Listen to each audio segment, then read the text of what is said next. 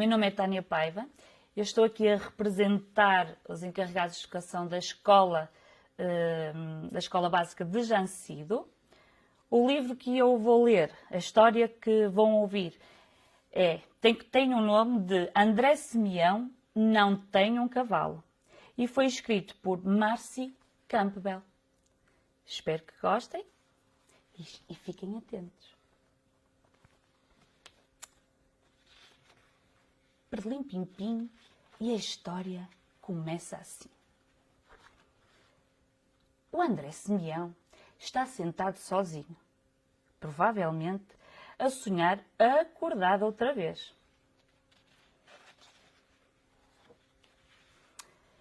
O André Simeão diz a toda a gente que tem um cavalo.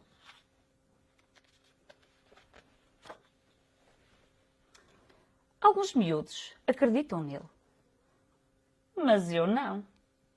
Ele vive na cidade, como eu, e eu sei muito bem que não se pode ter um cavalo na cidade.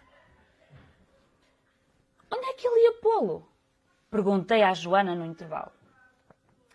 A Joana contou-me que o André mora com o avô e que a casa deles é muito pequena e quase não tem quintal. O cavalo vai ao campo, sei lá, de vez em quando, explicou ela. Foi o que o André disse. Bah, a Joana acredita em tudo. Eu contei à minha mãe sobre o cavalo que o André diz que tem, mas que não tem de certeza.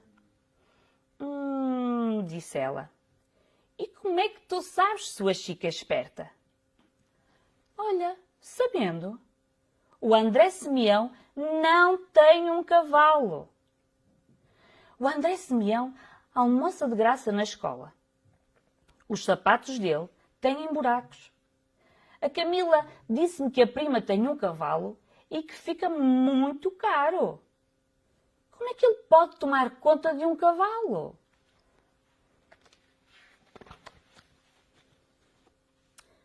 O André Simeão nem sequer consegue tomar conta da secretária dele.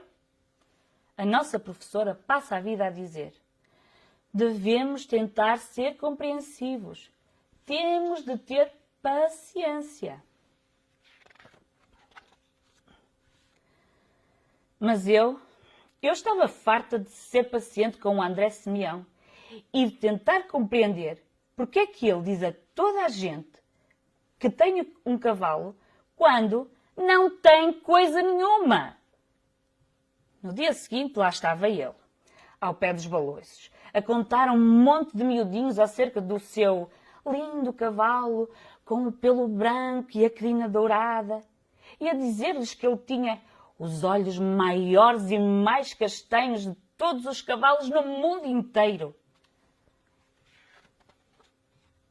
Por isso, gritei do trepa-trepa: ele está a mentir! O André Simeão não tem um cavalo! Mesmo de cabeça para baixo, percebi que o André Simeão ficou muito triste.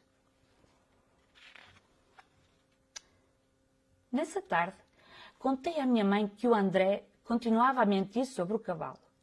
E ela disse: Clara, está na hora de levarmos o comilão a passear. Um cãozinho é um animal de estimação perfeitamente normal para se ter na cidade. A minha mãe desatou a andar ainda mais depressa do que o costume. Por isso, eu e o comilão tivemos de correr para a acompanhar. Mas quando chegou à esquina onde virámos sempre à direita, ela virou à esquerda. Por que é que vamos por aqui? Perguntei-lhe. O comilão ficou todo contente, mas eu não. Todas as casas pareciam estar a cair. E embora não fosse dia de pôr o lixo na rua, parecia que era. Mas a minha mãe seguiu em frente.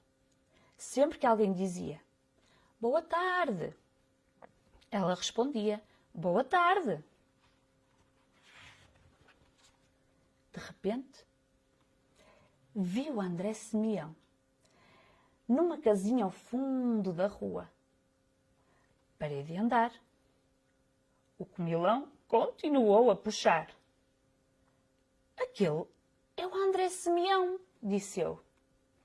Sim, eu sei. Conheci o avô dele no piquenique, de regresso às aulas. Anda daí, disse a minha mãe. Era a casa mais pequenina que eu vi em toda a minha vida. Eu acho que era para aí metade da nossa casa.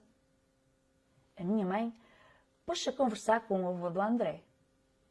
E o André disse-me: gosto do teu cão. O comilão arrancou a trela da minha mão, foi ter com o André Simeão e deu-lhe uma lambidela, mesmo no meio da cara. Eu conseguia ver o quintal das traseiras. Não era lugar para um cavalo. Disso tinha eu a certeza.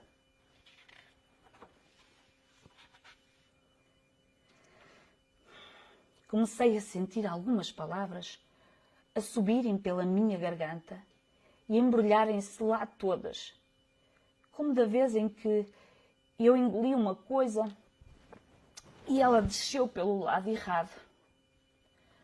Tu não tens um cavalo! Mas fiquei calada. Por causa da cara do André. Lembrou-me daquele fez quando eu disse àqueles miúdos que ele estava a mentir. O André Simeão atirou uma bola. Eu apanhei-a e atirei-a de volta. Até era fixe ver o André Simeão a sorrir. Por isso perguntei-lhe: o teu cavalo está numa quinta? E o André Simeão desatou a falar do cavalo dele, com o seu pelo branco e a crina dourada e os olhos maiores e mais castanhos de todos os cavalos no mundo inteiro. Então, eu achei que o André Simeão tinha a imaginação mais espetacular de todos os miúdos da nossa escola.